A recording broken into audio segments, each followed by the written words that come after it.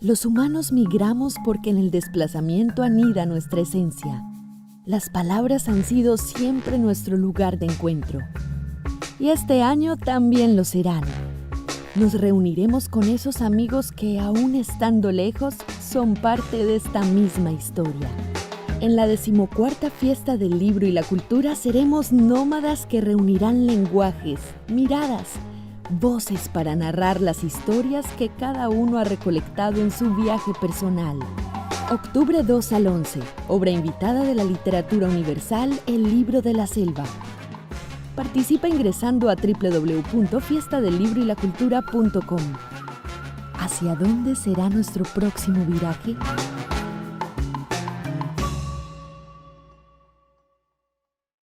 Muy buenas tardes a todas y a todos. Iniciamos nuestra diáspora por las letras, la más afortunada metáfora de cualquier viaje, un curioso vehículo que nos lleva por encima del tiempo y la distancia y que en ocasiones nos brinda la sensación de que la aventura no ha terminado. La Universidad de Antioquia, un aliado estratégico de la Alcaldía de Medellín y la Biblioteca Pública Piloto, les da la bienvenida a la 14ª Fiesta del Libro y la Cultura, a la Ciudad de los Libros, un encuentro ciudadano en el que celebramos la palabra, que este año tiene como tema de conversación las diásporas. Gracias por dejarnos llegar a sus hogares para celebrar desde allí el amor que compartimos por los libros y la cultura.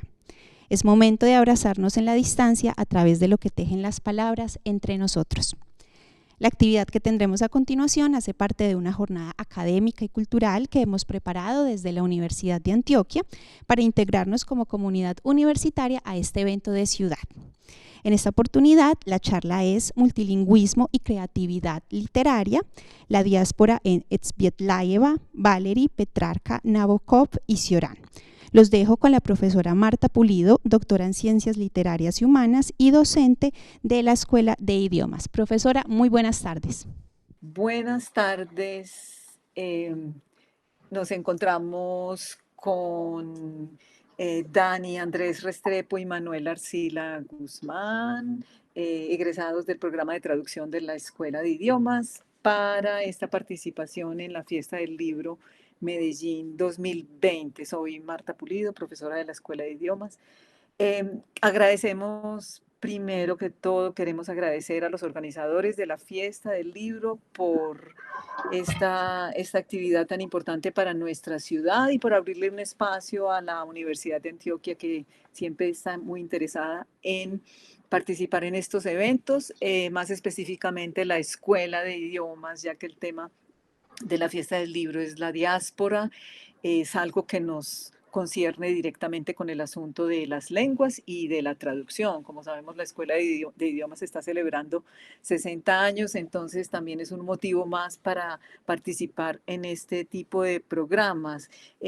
Agradecemos al director de la biblioteca de la Escuela de Idiomas la invitación que nos hizo a participar en este evento. Y precisamente cuando Raúl Palma comentó el tipo de evento y la temática del evento, pensamos en este libro, Multilingüismo y creatividad literaria, que fue un libro organizado por la profesora Olga Anoquín en francés, con una colección de ensayos de varios autores y que tradujimos en compañía de un grupo de estudiantes de la Universidad de Antioquia que ya les voy a presentar. Podemos ver la siguiente. Bueno, Multilingüismo y creatividad literaria. Ese es el título del libro que la profesora Olga Anoquina nos concedió, nos entregó para que tradujéramos, nos concedió, ella y sus autores nos concedieron los derechos para traducirlo y para publicarlo, y tuvimos la suerte de publicarlo en Mutatis Mutandis eBooks en el 2019. Ustedes lo encuentran a través de la revista Mutatis Mutandis o escribiendo Mutatis Mutandis y Books en Google. Coordiné la traducción al español que se dio dentro del marco de las prácticas de traducción del programa de traducción de la Escuela de Idiomas.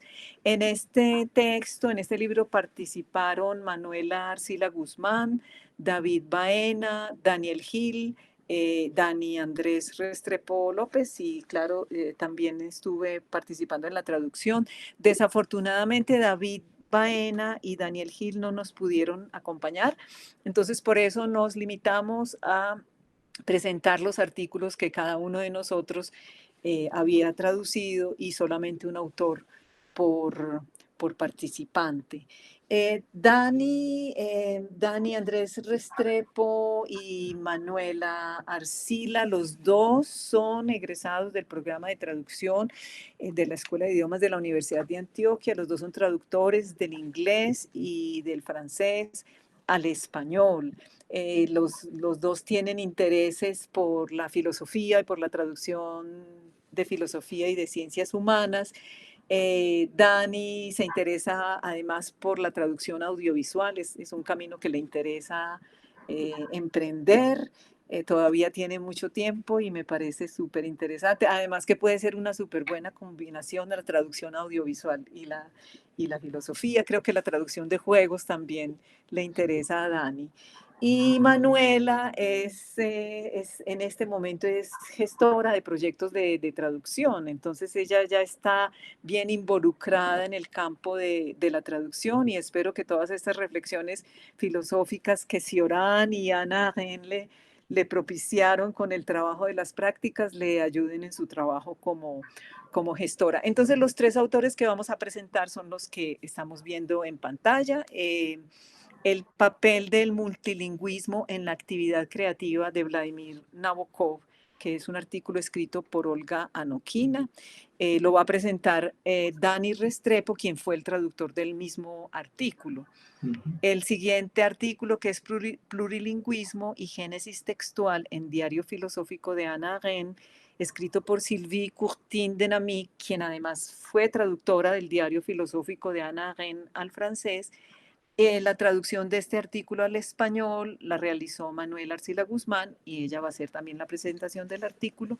Y terminaré comentando sobre los escritos franceses de Marina Svietaeva, que escribió Caroline Béranger. Es un artículo muy, muy bello. Esos son los tres autores que vamos a presentar en el tiempo que tenemos y vamos a hacer una corta conversación al final de la presentación. Bueno, les agradecemos a todos su atención y al final de la presentación dejamos escritos los correos electrónicos de los tres en caso de que quieran hacernos preguntas y que intentaremos responderlas. Bueno, entonces, sin más preámbulos, doy la palabra a Dani Andrés Restrepo para que nos presente la actividad creativa de Nabokov en medio de este asunto y situación de diáspora física y lingüística. Listo, muchas gracias, profe. Como les estaba diciendo la profesora, yo soy Dani Restrepo. Esta tarde les voy a presentar uno de los capítulos que traduje para este libro sobre la creatividad y el multilingüismo. Mi capítulo se titula El papel del multilingüismo en la actividad creativa de Vladimir Nabokov. Bueno, Vladimir Nabokov representa un caso bastante interesante para el estudio del multilingüismo y la diáspora, ya que es un autor reconocido tanto por su producción en su lengua materna como en la lengua de su país de acogida, que fue los Estados Unidos. Es común escuchar hablar de Nabokov como un célebre escritor ruso, pero más aún como un extraordinario escritor estadounidense, ya que veremos que a lo largo de este capítulo que la diáspora y la traducción aportan en gran medida a la actividad creativa del autor. Y es que Nabokov es un gran ejemplo a la hora de hablar de autores que de cierta forma le sacaron provecho a su situación de migrantes para desarrollar su carrera como escritores. Así que en esta diapositiva les presento como este pequeño esquema donde vemos cómo la lengua principal de trabajo de Nabokov va cambiando según los lugares en los que vive. Usa el ruso como principal lengua de trabajo entre 1899 y 1939, cuando vive en Rusia en sus primeros años y cuando vive en diversas ciudades de Europa. Luego, entre 1940 y 1977, usa el inglés como principal lengua de trabajo, luego de pasar 20 años viviendo en los Estados Unidos y moverse eventualmente a Suiza. Así que hablemos un poco sobre las migraciones que tiene la familia Nabokov y cómo estas generan cambios en la forma de escribir del autor. Bueno, el primer capítulo de este texto se llama La epopeya rusa y hablamos como un poco sobre la historia de Nabokov.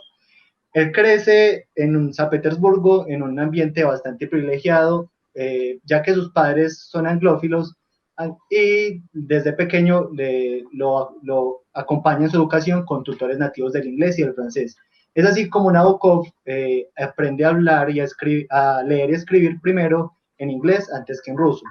Hasta que un día su padre nota que Nabokov tiene ciertas dificultades para comunicarse en ruso, por lo que también decide conseguirle tutores rusos. Luego, durante 2 años de escuela, Nabokov publica su primer libro de poemas en ruso. Más adelante, debido a que su padre era secretario de gobierno en San Petersburgo y la revolución rusa estaba empezando como su momento más álgido, la familia de Nabokov se ve obligada a abandonar Rusia. Es así como Nabokov llega a Cambridge, en Inglaterra, y allí realiza sus estudios superiores. Y luego, en los años 20, se muda a Berlín con el resto de su familia. Es en Berlín donde Nabokov empieza a publicar en los años 20 varias de sus obras todavía en ruso, ya que debido a la gran diáspora que hubo, la gran diáspora de aristócratas rusos que hubo en la época de la revolución, estos autores rusos no tenían dificultad en escribir y ser leídos en su lengua materna, ya que había grandes comunidades de emigrantes rusos en las ciudades más importantes de Europa. Es en esta época que Nabokov publica novelas como La Defensa, Gloria y Don, y empieza a crearse este nombre o este reconocimiento como uno de los autores rusos más importantes de la época. Por estos años, Nabokov también empieza a hacer un gran trabajo de traducción y traduce diversos autores franceses e ingleses al ruso. Traduce libros bastante complicados como Alicia en el País de las Maravillas y traduce poemas de autores como Alfred de Musset y Rimbaud. Estas traducciones se podría decir que son casi como una necesidad para el joven autor, para Nabokov, porque él está como en estos años en los que están buscando su estilo y esto le sirve como un ejercicio para ello. Luego, en los años 30, este ejercicio de traducción de Nabokov pasa a ser inverso y empieza a tomar autores rusos y los traduce al francés. Por esta misma época, en 1937, debido a que el nazismo empieza a tomar fuerza en Alemania y dado que la esposa de Nabokov, Vera, tenía ascendencia judía, la familia Nabokov de nuevo se ve obligada a migrar a otro lugar. En este caso, se van a vivir a París. Y teniendo en cuenta como estas traducciones que el autor venía haciendo en estos años hacia el francés, y dado que estaba como en este contexto ya en París, Nabokov publica su primera y única obra escrita exclusivamente en francés, Mademoiselle. Entonces, podríamos decir que teniendo en cuenta como estos años 30, podríamos decir que Nabokov estaba en el camino de convertirse en uno de los más grandes escritores franceses, así como fue uno de los escritores más grandes en los Estados Unidos. Pero la guerra de nuevo se cierne sobre la familia Nabokov y se ven obligados de nuevo a emigrar, en este caso hacia otro continente. Es aquí cuando pasamos al segundo capítulo de este texto llamado Aventura Estadounidense. Y es que a causa de la Segunda Guerra Mundial, la familia Nabokov se ve obligada a mudarse a los Estados Unidos.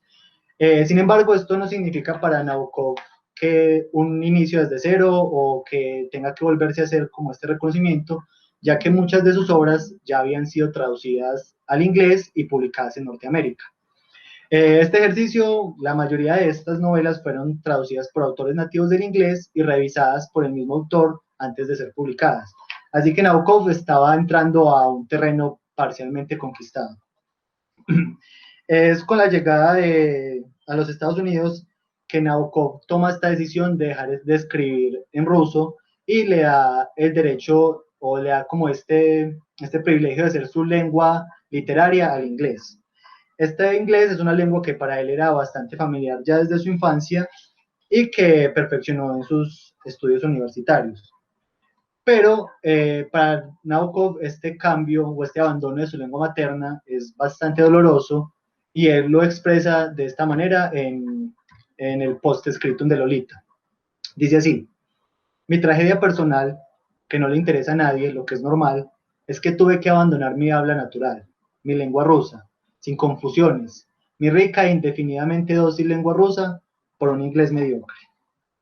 Entonces vemos que Nabokov tacha con severidad este inglés y lo llama mediocre, pero vamos a ver que con los años evoluciona a tal punto en que a Nabokov se le conocerá como el más grande estilista estadounidense. Pero este título se verá apoyado también en el conocimiento que Nabokov tiene de otras lenguas, que estas le ayudan a hacer que este inglés sea cada vez más rico. Y es que aunque Nabokov le reserva al inglés este privilegio de ser la lengua literaria, él sigue utilizando el ruso en su actividad docente y en la escritura de poemas y algunos artículos que publican revistas y periódicos de migrantes. Entonces, de cierta forma, este inglés se va enriqueciendo poco a poco con este ruso que, como lo describe la autora de este texto, es como un río subterráneo que va nutriendo el inglés del autor, el estilo de Nabokov en inglés. Bueno, Nabokov se apoya también como de otras lenguas, de las lenguas que ella conocía para escribir en inglés. Y es así como adquiere como esta gran creatividad a la hora de crear nuevos términos o expresiones que no se le vendrían a la mente a un autor anglófono nativo. Por ejemplo, recurre al ruso para añadir prefijos y sufijos a palabras inglesas y así crear neologismos y juegos de palabras. Y entre más aclamado se va haciendo Nabokov en el ámbito estadounidense, más se esfuerza por hacer notar esta extranjeridad que él tiene, y empieza a incluir palabras en ruso e incluso en alemán y en francés en sus obras. Bueno, por último, al finalizar como este texto, se habla un poco sobre las traducciones que hace Nabokov. Y es que luego del éxito de Lolita, Nabokov se siente presionado por su público angloparlante para ofrecerles más libros propios en su lengua, por lo que se da la tarea de traducir todos sus libros rusos al inglés. Esta es una tarea que le toma más de 10 años, y entre 1959 y 1972. El proceso que él hace para estas traducciones es el que ya describimos brevemente antes, que Nabokov usa unos colaboradores que le entregan a él una versión literal de este texto, y lo que hace el autor es que se toma la libertad de editarla, de revisarla, editarla y retrabajarla como él crea pertinente. Por ejemplo, en esta diapositiva tenemos un ejemplo de un manuscrito de uno de sus colaboradores, Pertsov, al cual vemos que el Nabokov reescribe casi completamente. No quedan muchos trazos de la traducción original.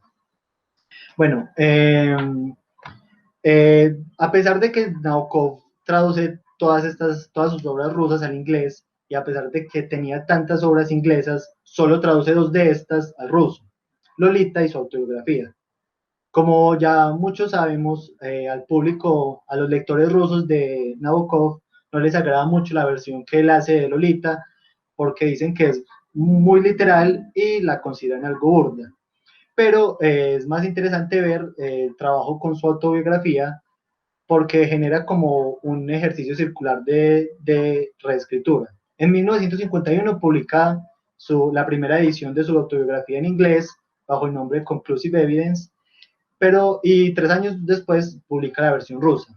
Lo interesante de esta versión rusa es que hay partes que no incluyen esta versión original del inglés. Y finalmente, 13 años después, vuelve a publicar una segunda versión inglesa que incluye estas adiciones que Nabokov había hecho a la edición rusa. por lo que vemos acá un objeto, una situación que podría ser un objeto interesante de estudio. Y bueno, este vendría siendo como el primer texto de los que componen este libro. Abrimos con un autor que es un claro ejemplo de diáspora y multilingüismo, y ya le voy a dar la palabra a Manuela, que nos va a hablar sobre Hannah Arendt. Manuela, entonces Manuela Arcila Guzmán nos va a hablar sobre la traducción del artículo que ella hizo de Sylvie Courtin de Namy, Plurilingüismo y Génesis Textual en Diario Filosófico de Hannah Arendt. Listo, Gracias, muchas Manuela. gracias, Marta. Bueno, el artículo de Courtin de Namy expone cómo fue ese paso de Hannah Arendt a una lengua extranjera cuando se vio forzada a viajar a los Estados Unidos. También expone el proceso creativo de escritura de la filósofa, es decir, cómo le venían sus pensamientos. La siguiente, por favor. Bueno, Hannah Arendt es una filósofa, bueno, era una filósofa contemporánea que nació en 1906 en Hannover, Alemania, en una familia judía. Por ello y por la situación del partido nazi, decidió emigrar en 1933. Siguiente, por favor. Tenía 27 años cuando salió huyendo de Alemania en 1933 y se refugió temporalmente en París. El París de esa época era visto como una ciudad donde se podía encontrar libertad, donde se podrían sentir mejor y donde podrían llegar los refugiados. Pero a pesar de esa situación en París, lo que Arendt encontró fue algo totalmente distinto, y es que ella, por ser alemana, para los franceses era sospechosa y era una indeseable para los alemanes por ser judía. Entonces, ¿cuál era la situación de Arendt en ese momento, en esos años? Y es que no tenía patria. Simbólicamente no tendría patria hasta 1937, que se le fue retirada completamente su nacionalidad. Luego pasamos a que bueno, sí, de Hannover pasa a París y en 1941 Europa fue un año muy oscuro para Europa, fueron tiempos muy oscuros, por lo que Arendt logra llegar a los Estados Unidos. Siguiente, por favor. Ella escribía mucho, incluso trabajó por un tiempo como periodista para un diario alemán. Eh, la escritura para ella tiene una importancia muy relevante en su vida. No es simplemente escribió, sino que es como, tiene una gran importancia. Entonces, para mí lo esencial es comprender, y escribir forma parte de eso, es parte del proceso de comprensión. Lo utiliza para, sí, es como una herramienta. Estas son sus obras más importantes: El origen del totalitarismo. Las obras, esta obra originaria en inglés, La condición humana del 58 también en inglés, Entre el pasado y el futuro, 8 ensayos sobre el pensamiento político, Eichmann en Jerusalén, del 63, Hombres en tiempos de oscuridad del 68 y sobre la violencia del 70. Entonces, estas son como, no condensan todas sus obras, ella escribió mucho, eh, pero quiero que noten que estas es durante toda su vida pública, ¿cierto? Esto empieza desde 1951 hasta 1970. Y tenemos el Den Tagebuch, que literalmente significa diario de pensamiento. En español vendría siendo el diario filosófico y fue escrito entre 1950 y 1973. Vamos a notar por qué este es tan importante y qué es lo que sucedió con este diario que fue escrito durante tantos años. Siguiente diapositiva, por favor. Bueno, el diario filosófico, más que un diario íntimo, era su material de trabajo. ¿Por qué se dice que es su material de trabajo? Sino porque Ella plasma de primera mano la actividad intelectual y el desarrollo del pensamiento de la autora. Lo que quiero notar es que era su material de trabajo porque todas las obras de las que yo les hablé anteriormente tenían ciertas ideas ya de sus, o sea, este diario ya tenía ideas de sus publicaciones. Eh, por ejemplo, una nota escrita en 1952 en el Diario Filosófico habla del concepto de trabajo, producción y acción, y dichos conceptos se desarrollan en la condición humana. Y la condición humana sale 6 años después de la nota. Entonces, más que un diario íntimo, era un diario de trabajo. Quisiera nombrar esta frase que lo describe muy bien, a mi parecer, la autora del artículo, Indenami, y se trata del movimiento del mismo pensamiento, de un pensamiento en acto del cual somos testigos, de su vivacidad, de la forma en que le llegan los pensamientos. Es decir, que el diario filosófico nos ofrece de primera mano la actividad intelectual y el desarrollo de la autora. Siguiente diapositiva, por favor. Bueno, ahora quiero hablarles de cómo está escrito el libro. Como habíamos dicho, bueno, sí, consta de 29 cuadernos. Los cuadernos están fechados por mes y por año. Incluso cuentan con un indicador de página. Los llevó por bastante regularidad. Tenía algunas épocas en que dejaba de escribir en él, muchas veces con publicaciones muy polémicas. Se nota que ella deja escribir un largo rato y vuelve y retoma su escrito en el diario filosófico. Y, y una característica muy remarcable es que, como dice Joaquín de Nami, es que estaban escritos casi que para ser publicados. Y esta característica tan peculiar la describe muy bien Hannah Arendt, y es que nunca escribo, por así decirlo, sin haber desarrollado mentalmente mi idea. Sé exactamente lo que quiero escribir y no escribo antes de eso. Siguiente diapositiva, por favor. Bueno, otro aspecto de cómo está escrito el libro es la pluralidad de idiomas en los cuales expresa Arendt sus reflexiones. Eh, Expresa sus ideas en una pluralidad de idiomas: alemán, inglés, francés, griego y latín, siendo la mayoría de sus escritos pensados y plasmados en su lengua materna.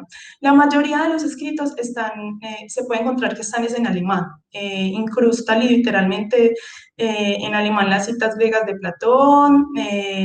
También vemos que incrusta latín algunas citas de Agustín y Cicerón. Solo algunas páginas están en inglés, más o menos. Si el libro tiene más o menos 1000 páginas, unas 100 estarán en inglés. También escribía en francés. Ella nombra a Montesquieu, a Rousseau, a Valéry, en la mayoría de los casos lo cita en francés. Entonces, lo que quiero remarcar acá es que al hacerlo ella instaura un diálogo vivo entre ellos, al punto de parecer una mediadora entre todos ellos. Es como tenemos varias personas hablando, o sea, como varios pensamientos reunidos en un solo lugar. El diálogo de las lenguas revela de manera general un verdadero diálogo entre culturas. Siguiente diapositiva, por favor. Este es otro ejemplo de la nota número 47 del cuaderno 27. Ella podemos notar, o sea, está resaltado en diferentes colores, cómo no solamente vamos a encontrar una cita en griego, en latín, en francés, sino que también encontramos un diálogo vivo entre lenguas y entre culturas en un simple párrafo. Entonces, podemos notar que no solo escribía algunas cosas en inglés, luego otras en alemán, sino que es como si un diálogo cultural. Y bueno, también quería resaltar que aún así, aunque encontremos este tipo de párrafos, este tipo de segmentos en otros idiomas, el hecho de que Hannah Arendt haya publicado en inglés, pero haya escrito este diario en alemán inicialmente y se encuentran algunos idiomas de esta parte del alemán, es como si ella nunca hubiera dejado de pensar en su lengua materna. Incluso quiero resaltar que a su segundo matrimonio ella lo llamaba su patria portátil, y con su esposo ella podía seguir hablando en alemán en privado. O sea, ella manejó una cierta cercanía a su lengua materna. Siguiente diapositiva, por favor. Y finalmente, en el artículo hay un video muy interesante que me gustaría y los invito a que vean. Se llama Ana Arendt, que queda la lengua materna de 1964. Está subtitulado en español por si lo desean ir a ver. Es la entrevista que tuvo pues, en dicho año, 1964, con Gox como interlocutor. Entonces, en esta parte llega y le pregunta a él, a Ana Arendt, por lo que le quedaba de Alemania de antes de la guerra. Y ella le responde, el idioma alemán, textualmente repito, el idioma alemán pues es en cualquier caso lo que se mantiene en el fondo y que conserve de manera consistente. Pese a no sentirse alemana, como lo demuestra con algunas de sus cartas a Karl Jaspers, por si desean buscarlas desde antes de la guerra. Alemania para Ana Arendt es, y a pesar de todo, el alemán, la lengua en que están escritos todos sus poemas, de los que se sabe de memoria, y es en la lengua en la que siempre pensó. Muchas gracias, esta es mi presentación de Ana Arendt, y si tienen preguntas, al final está mi correo por si desean escribirnos. Bueno, muchas gracias a Manuela por A ti. presentar este artículo de Sylvine Courtin de Nami y a Dani por presentarnos el artículo que escribió Olga Anoquín. Bueno, yo voy a vamos a terminar esta mesa con el artículo que traduje, que escribió Caroline Béranger sobre una autora que me encanta, que es Marina Tsvetaeva. Escritos franceses de Marina Tsvetaeva es el título del artículo que publicamos y tradujimos en este libro. Gracias, Dani. Si me quieres pasar la siguiente diapositiva. Bueno, de Marina Tsvetaeva, como sabemos, creo que lo sabemos todos, nació en Rusia y ella va a emigrar a París y su diáspora va a estar entre estas dos lenguas y entre estos dos contextos culturales básicamente. También es como todos estos autores que hemos visto hoy son autores que se mueven entre diferentes lenguas, pero digamos que básicamente el francés, ella también conocía bastante el alemán. Lo interesante del artículo de Caroline Béranger es que ella habla del fracaso de la recepción de la obra de Marina Tsvetaeva en francés, que para mí fue novedoso cuando leí el artículo, porque la leemos en español, a Marina Tsvetaeva, especialmente tal vez en su relación con Rainer Maria Rilke, con quien sostuvo correspondencia durante largos años. Bueno, Marina Tsvetaeva viene de escribir su poesía en ruso, en Rusia, y cuando se instala en París, ella quiere hacer parte, digamos, del movimiento poético parisino y ella empieza a escribir en francés, eso especialmente a partir de los años 1930. Escribe sus poemas en francés y también escribe cuadernos. Ella va a hacer como Nabokov, como vemos que, como Hannah Arendt, que todos tuvieron cuadernos. Ella escribe sus cuadernos en francés, evidentemente con todas las interferencias del ruso, y después ella va a hacer como todo un movimiento de reescritura y de retraducción o de autotraducción de sus manuscritos al ruso. Y lo mismo va a suceder con los poemas y ahorita les voy a dar un ejemplo. Entonces, Tsvetaeva, con ese esfuerzo tan grande que ella quiere hacer para convertirse en una poeta francesa que sea aceptada por los franceses, ella efectúa una transformación también muy importante en su propia lengua rusa. Mikhail Gasparov, que es un crítico, resume los principios de transposición que guiaron a Tsvetaeva en la traducción de un poema del que les voy a dar un ejemplo. La mitad de las palabras, dice, han sido suprimidas para beneficiar la concentración. Las imágenes fueron renovadas para poder recrear los paralelismos. Domina la precisión del estilo y de la lengua. Es una cita en la que aparece en el artículo de Caroline Béranger. Este comentario es sobre la traducción de ese poema, que ahí la primera palabra que ustedes ven es en ruso, que busqué cómo se pronunciaba, Molchuk, y que traduciría Le Gare en francés. Y de este poema aparece un poema en francés que se llama La Neige, la nieve, que siempre pensaron los críticos franceses que era un poema que no original, escrito originalmente en francés, que no tenía fuente rusa. Bueno, resulta que los estudiosos de la obra de Tsvetaeva, como Caroline Béranger, descubren que La Neige es una traducción, una autotraducción de ella, de un poema que ella escribe que se llama Le Gare. Entonces la traducción ya es, el solo título ya es muy diferente. El poema Le Gare es inspirado en un poema, en un cuento de Afanasiev, otro escritor ruso, que se llama El vampiro. Además, haciendo esta búsqueda aprendí a decir vampiro en ruso. Muy fácil, se dice vampir. Bueno, entonces es el año 1932 y Tsvetaeva trabaja en la traducción en la autotraducción de este poema. ¿Podemos pasar, Dani, por favor? Gracias. Ok, entonces vemos aquí vemos la autotraducción. La primera columna que ustedes ven, neige, neige en francés, es Marina Tsvetaeva, ¿no?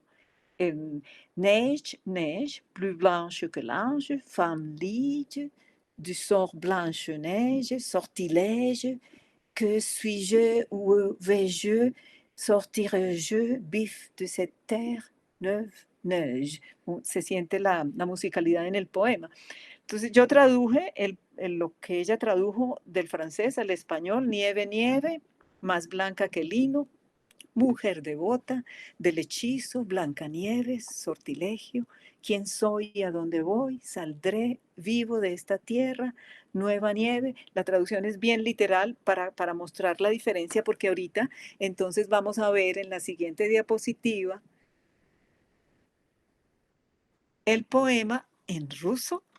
Ahí tienen el poema en ruso y aquí está la traducción del ruso al español, que fue una traducción que realicé a través del portugués, porque evidentemente no tengo conocimientos de ruso. Entonces, este poema que vemos a la izquierda en ruso, el de la nieve, nieve, que les acabé de leer, es el poema que Tsvetaeva autotradujo al francés. Y mírenme la diferencia, ¿no? En español, entonces, nevasca, nevasca, paloma blanca, blanca nevasca, blanca de labios blancos, que nevasca, ni amigo ni carbón, gira nevasca, piel de castor. Bueno, esa traducción logré hacerla con la ayuda de un colega ruso de la Universidad Federal de Santa Catarina, en donde estuve 4 años. El colega ruso se llama Vladimir Pestov y es un matemático. Entonces él me envió la traducción al portugués y discutimos, él allá, yo aquí en Colombia, él en Florianópolis y yo aquí en Colombia, discutíamos los términos y él me entregaba una traducción al portugués y ya la escribía yo en español. Podemos seguir si quieres, Dani. Bueno, como ustedes se imaginan, mírenme entonces la diferencia, ¿no? Los dos son los poemas de Tsvetaeva, son el mismo poema: nevasca, nevasca, paloma blanca, blanca nevasca, blanca de labios blancos, que nevasca, ni amigo ni carbón, gira nevasca, piel de castor. Y la del ruso al portugués a través del español, que ya la vieron: nieve, nieve, más blanca que el lino, mujer devota, del hechizo Blancanieves, sortilegio, quién soy, a dónde voy, saldré vivo de esta tierra nueva, nieve. Bueno, ese es el resultado que vemos al final. En todo caso, el poema es tan diferente que hay un crítico que escribe, que es precisamente Mikhail Gasparov, el que mostré, cuya nota mostré al principio. Él escribió un artículo que se llama Les Gars russes et les Gars français, deux expériences de versificación, ¿no? Y para él los dos poemas son diferentes, el muchacho ruso y el muchacho francés son dos experiencias diferentes de versificación, no solamente de cambio de vocabulario, sino de versificación. Podemos ver la siguiente diapositiva, Dani, porque lo que hace la originalidad de esta traducción es ante todo la creación de un verso silábico tónico en francés, que vamos a ver aquí con los acentos. Svetaeva transpone el verso trocaico ruso a un verso que ella inventa, que es un verso silábico tónico en francés. Los versos trocaicos tienen 7 cláusulas rítmicas, digamos 7 versos. Un verso tiene una sílaba larga y una sílaba breve, otro tiene 2 sílabas largas y una sílaba breve, otro verso tiene una sílaba larga y el último verso es al arbitrio del poeta. Entonces, ella ve que la lengua francesa no tiene las capacidades fonéticas para lo que ella quiere expresar en sonido, porque ella no diferencia el sentido del sonido. El sonido de la palabra tiene que transmitir sonido también. Entonces, lo que hace aquí en este poema dice, File vole ma verline, brûle alte RL. Est-il gai notre barine, est-il grave son ballet? Y en español, que no pude poner los acentos como no he escuchado a Svetaeva recitar sus poemas, pero en español, digamos que lo que mejor se pudo hacer, corre, vuela mi berlina, quema, detente y descansa, alegre es nuestra varina, serio es nuestro ballet. Entonces, miren que las palabras en francés, file no tiene acento en francés, pero Svetaeva se lo coloca, ¿cierto? Entonces, digamos que la sílaba I será más acentuada. Fil y vol también, ¿no? Con un acento grave que no lo lleva en francés. Ni Berlín tampoco tiene acento en la I. Ella le pone los acentos para marcar eso que ella tiene del ruso. Digamos que parte de la diáspora, como la manera de expresar esa transposición que ella tiene que hacer de su patria, Rusia, a París, la hace con acentos y con versificación y con estructura. Miren que la palabra brûle, que tiene un acento circunflejo, que se llama también chapeau en francés, ¿no? Tiene además del acento circunflejo un acento grave, ¿no? Ella le pone entonces más acento. Alte, RL, est-il gai notre barine, est-il grave? Grave no lleva acento en francés, ¿cierto? Es un acento agudo y ballet tampoco lleva acento. Entonces, digamos que esa es la manera como ella, claro, nos podemos imaginar cuando ella presenta estos poemas a una editorial francesa, ustedes se imaginan el asombro, o sea, a nadie le quiere publicar, pues, pero ¿cómo, no? Ellos logran hacerse publicar, no sé si Dani lo había comentado, ellos logran hacerse publicar en París por un grupo de rusos que precisamente están en exilio en París. Entonces, vamos a ver de este poema en la siguiente diapositiva, si se los estoy presentando. Bueno, no les presenté el poema en ruso, no lo escribí ahí, la traducción es bastante diferente, también con la ayuda de Vladimir Pestov, lo voy a leer, aunque no lo puse en la diapositiva.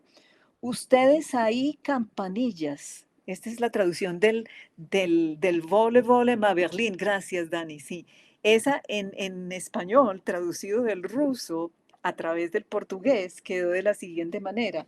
Ustedes ahí, campanillas, daremos un golpe sonoro. Nuestro nuevo arco. El Señor es joven, el Señor es soltero, el doméstico del Señor es viejo.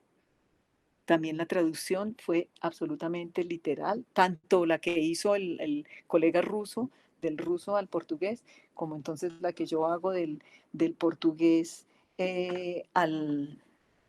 al español. Entonces las medidas, vemos que las medidas y las estructuras de las versificaciones son bastante diversas. Entonces este es un esfuerzo de creación de una lengua, casi que de una lengua nueva, ¿no? Podríamos decir. Gracias, Dani. Vemos la otra diapositiva.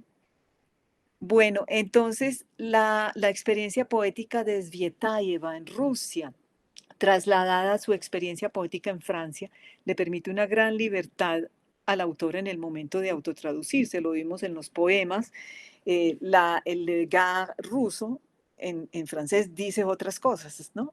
En el momento de traducir, así como en el momento de crear, Svetaeva juega con rigor. Ella juega, pero con rigor, con las estructuras de las dos lenguas, transponiendo características de la una a la otra, desde lo morfológico, pero también desde lo fonético y desde lo rítmico, haciendo converger una lengua en la otra en una profusión desbordante que solo un fenómeno como la diáspora está en medida de producir. Entonces aquí vemos la diáspora como fenómeno que recrea la literatura y que impacta la creación literaria de una manera que tal vez no hemos, que tal vez precisamente la traducción permite hacer visible.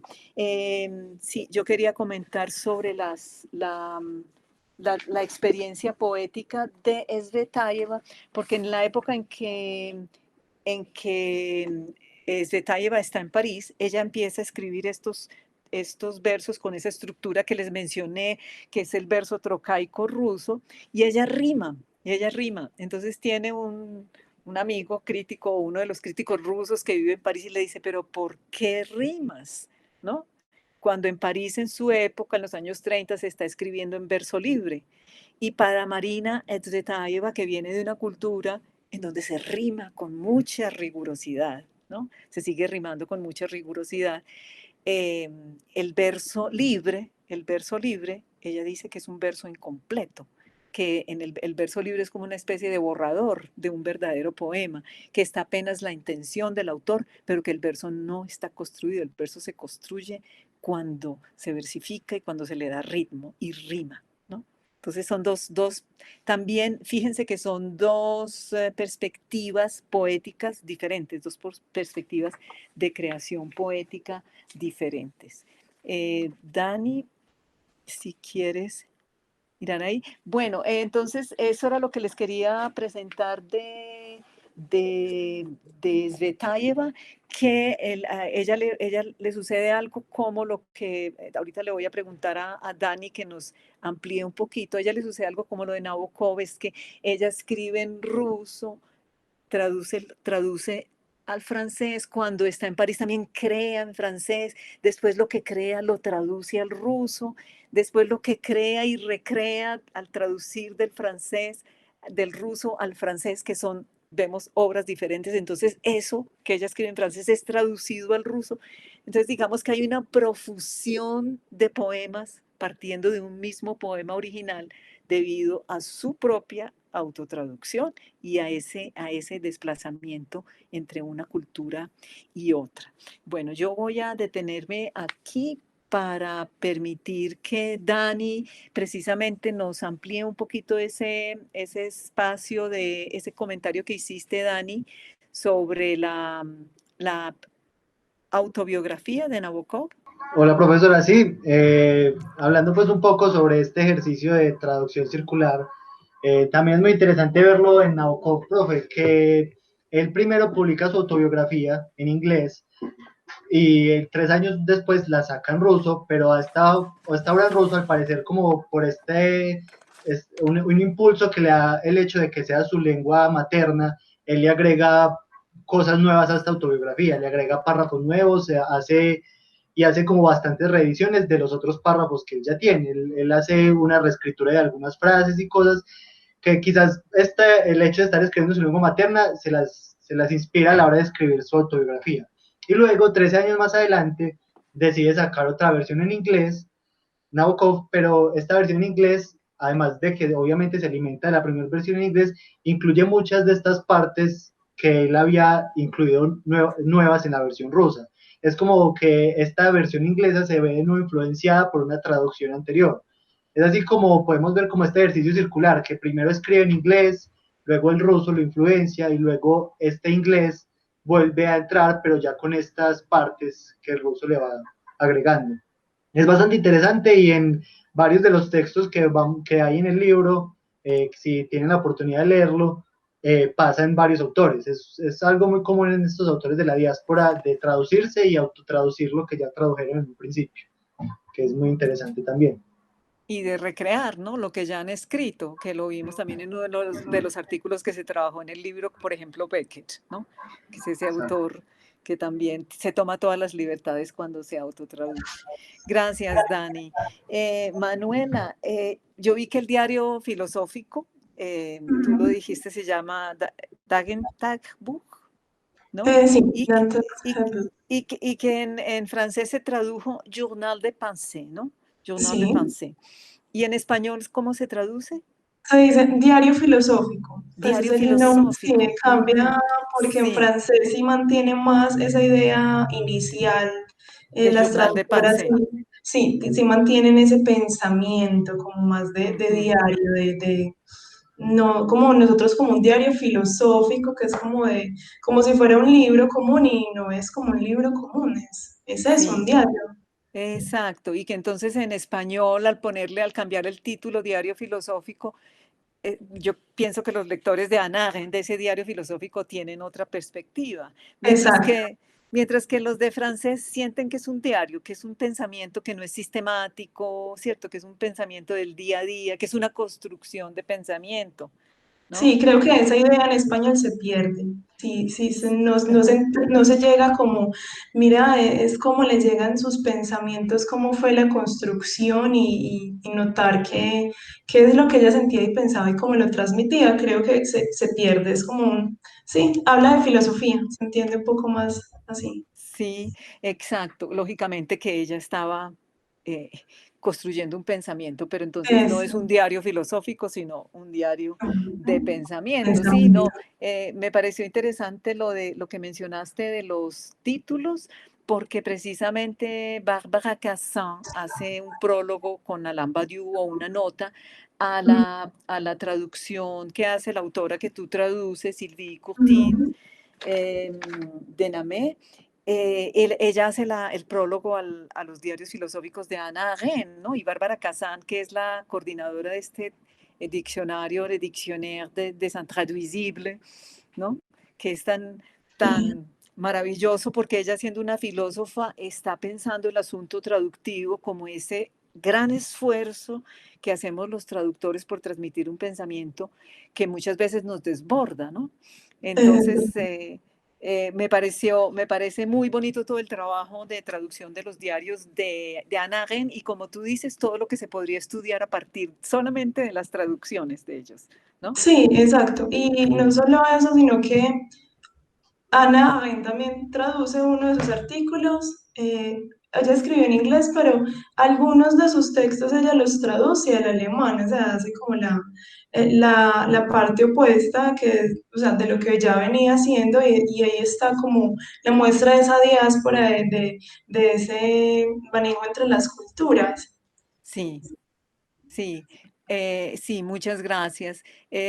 Dani un segundo, Dani y Manuela, yo quería hacer el énfasis también para los que nos están escuchando en esto que tienen de común estos tres autores, ¿no? Estos tres autores se autotraducen por una necesidad de volver a su esencia, digámoslo así, que es su lengua materna, ¿no? Lo vemos en Nabokov, en Hannah Arendt y lo vemos en Svetaeva. Al mismo tiempo, ellos hacen unos esfuerzos grandes por adoptar otra lengua y se vuelven realmente, pues Nabokov es considerado un gran escritor norteamericano, ¿no? Siendo que el inglés es su lengua extranjera y Hannah Arendt, no sé, es una filósofa, yo diría que es casi del mundo, no solamente de Estados Unidos y de Alemania, sino que No, es no, del mundo, y eso que ella dice que su marido es su la patrón parte. portátil, me parece una imagen muy bonita de cómo alguien se puede sentir tan solo en el mundo, especialmente un alemán que tuvo que dejar su país, o generalmente el que tiene que dejar su país y al mismo tiempo sentirse tan acompañado con alguien que habla su propia lengua.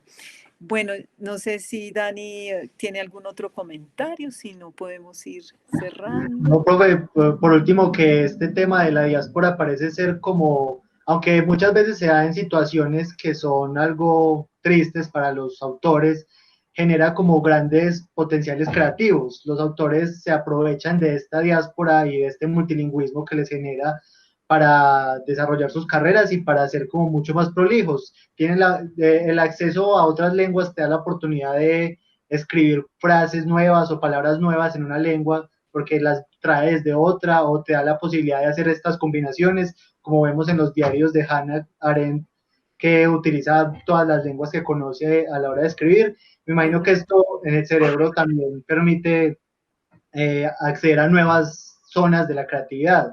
Entonces, muy interesante y me imagino que es algo que estaremos viendo mucho en esta semana de la fiesta del libro. Sí, Dani, Manuela, ¿quieres decir algo? No, profe, el comentario de Dani muy acertado para el momento. Sí, Me muchas encantó. gracias. Gracias, Dani. Muchas gracias, Dani. Yo quiero cerrar con una reflexión de un profesor y traductor, David Bowles, norteamericano, de origen náhuatl. Recibí un artículo de él hace poquito y precisamente me impactó porque es otro tipo de diáspora, ¿no? Podemos decir que es una diáspora casi sin movimiento geográfico, pero que como por ejemplo en nuestro país, los indígenas son como si fuesen extranjeros a nosotros. Nosotros no somos capaces de comunicarnos con ellos en su lengua, muy pocos de nosotros. Entonces hay una especie también como de, ellos tienen que adoptar la lengua española como si fuese su lengua porque viven en Colombia, porque los colombianos no hemos aprendido las lenguas indígenas, la mayoría de nosotros. Y David Bowles dice algo tan bonito, él conoce el náhuatl cuando ya está en la universidad, cuando es una persona grande y se apasiona por esta lengua, pero además empieza a descubrir que él es de origen náhuatl, que sus abuelos tuvieron origen náhuatl, que él fue perdiendo ese pasado y esa cultura por todas las adversidades que conocemos, y él se pone a la tarea de estudiar náhuatl y de traducir poemas náhuatl del náhuatl al inglés. Y él dice una expresión muy bonita que él dice que es que reconstruir esas lenguas, que es lo que hacen los autores que presentamos hoy, por lo menos no dejarlas desaparecer, ¿no? Es reconstruirse uno mismo, ¿no? Es reconstruirse uno mismo como ser. Esa reflexión me pareció muy bonita y creo que con eso podemos dar por terminado este encuentro. Agradecemos mucho a todos y esperamos sus comentarios y preguntas por los correos electrónicos. Muchas gracias. Gracias. Dani, Manuela, muchas gracias. Profes, muchísimas gracias. Agradecemos también a nuestro público por su participación desde casa y los invitamos a conocer el resto de la programación de UDA en la Fiesta del Libro y la Cultura, así como a recorrer los demás espacios de la fiesta en su plataforma interactiva www.fiestalibroylacultura.com. Cada uno de estos espacios nos ayuda a emprender nuestra propia diáspora por los recuerdos, los tránsitos del lenguaje y las culturas. Los invitamos igualmente mañana martes a Ciudades del Nuevo Mundo, la fragilidad de un proyecto civilizador, una conversación entre Girla Marisol Acosta, historiadora, y Mauricio Alejandro Gómez, historiador y zootecnista. Los esperamos por el YouTube de la Universidad de Antioquia. Les recordamos conectarse con nosotros a través de las redes sociales también, compartiendo contenidos con el hashtag Fiesta del Libro y hashtag Las Diásporas. En Facebook nos encuentran como Universidad de Antioquia, UDA Cultura y Fiesta del Libro y la Cultura, y en Instagram como @UDA, @UDA Cultura y @Fiesta Libro. Una oportunidad para contarle a muchos cómo vivimos esta fiesta en la ciudad de los libros. Gracias por acompañarnos nuevamente. Juntos estamos escribiendo una página más en la historia de la Fiesta del Libro y la Cultura. ¡Feliz tarde!